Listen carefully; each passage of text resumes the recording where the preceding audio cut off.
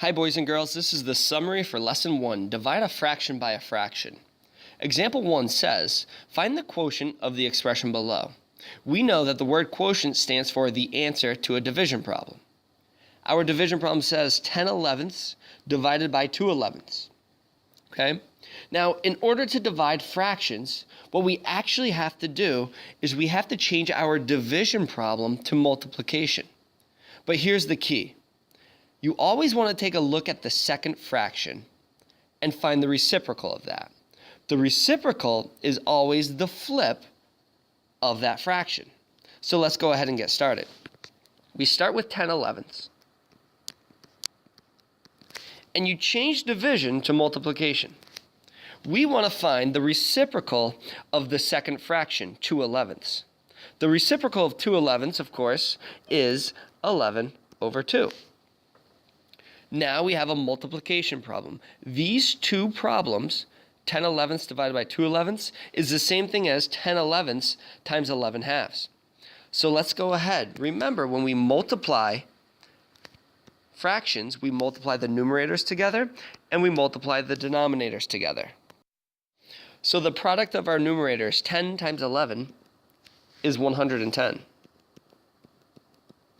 The product of our denominators, 11 times 2, is 22. That right there is a suitable answer. However, it is an improper fraction. We can turn that to a mixed number. I know 110 goes into 22, in fact, exactly 5 times. So it's not a mixed number, it's a whole number. That being said, 10 elevenths divided by 2 elevenths is equal to 5.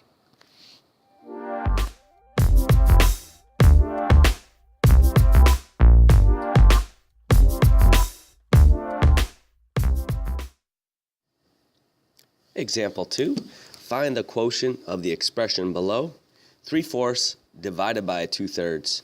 So as we just learned, when we're dividing with fractions, we don't actually divide, we multiply.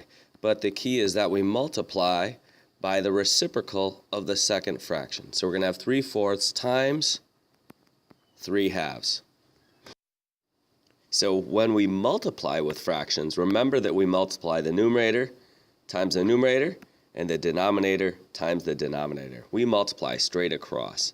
So we'll get 3 times 3 is 9, 4 times 2 is 8, so we get 9/8. Notice the directions do not say to simplify, it just says find the quotient, so we're done. Of course, if we wanted to, we could simplify this, because 9/8, 8 goes into 9 once, with 1 left over, so it's 1 1/8.